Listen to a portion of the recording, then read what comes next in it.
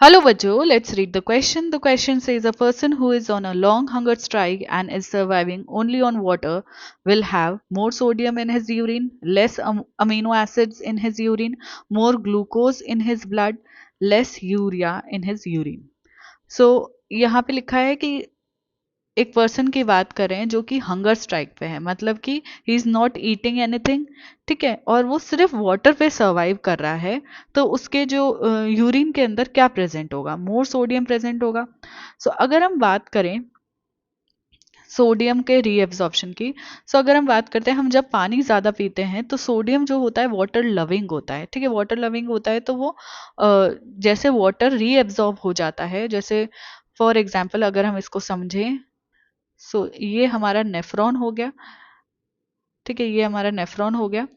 अब यहाँ से जो भी फिल्ट्रेट जो है आया है फिल्टर होके, वो रीएब्जॉर्ब हो जाता है। 99% फिल्ट्रेट जो है वो क्या हो जाएगा?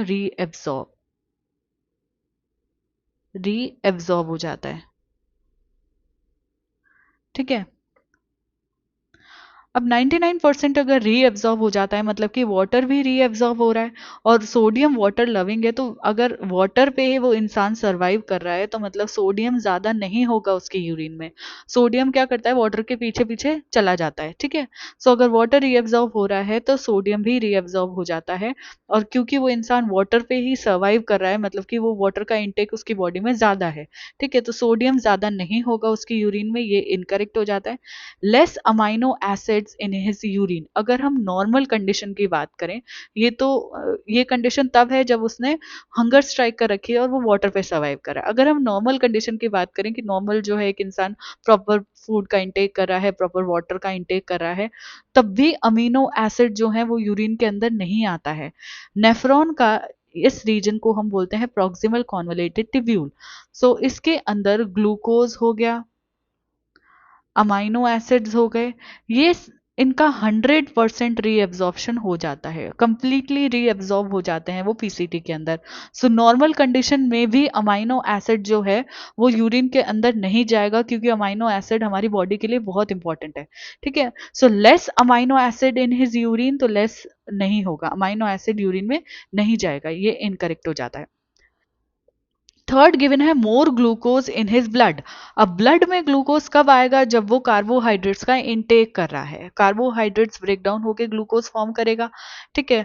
अगर वो खाना ही नहीं खा रहा है, कार्बोहाइड्रेट का उसकी बॉडी में कोई इंटेक ही नहीं है, तो ग्लूकोज का अमाउंट जो है वो ज्यादा ब्लड में नहीं होगा, ठीक है, ये भी इनकरेक्ट हो जाता है। सो मोर ग्लूकोज इन हिज ब्लड क्या हो जाएगा? इनकरेक्ट हो जाएगा, क्योंकि ग्लूकोज के लिए उसको कार्बोहाइड्रेट का सोर्स चाहिए खाने के लिए, ठीक है। वो फूड में कार्बोहाइड्रेट्स का इंटेक करेगा तभी ग्लूकोज फॉर्म होगा। कार्बोहाइड्रेट्स का इंटेक ही नहीं हो रहा है तो ग्लूकोज ब्लड में ज्यादा नहीं हो सकता, ठीक है।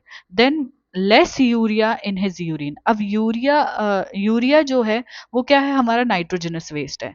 अब ऐसा वो कुछ खा ही नहीं रहा है जो वेस्ट के फॉर्म में निकले, सिर्फ ब्लड फिल्टर हो रहा है और वाटर पे वो जिंदा है, तो ब्लड फिल्टर हो रहा है, वाटर ले रहा है वो, तो वाटर रीएब्जॉर्ब हो रहा है, ठीक है। सो यूरिया जो है वो बहुत ही कम फॉर्म हो रहा है, सो यूरिया फॉर्म भी कम हो रहा है, तो यूरिन में निकलेगा भी कम ही, ठीक है। So less urea in his urine जो है हमारा करेक्ट ऑप्शन चला जाएगा। सो हमारा जो करेक्ट ऑप्शन हो जाएगा वो हो जाएगा ऑप्शन नंबर 4, ठीक है।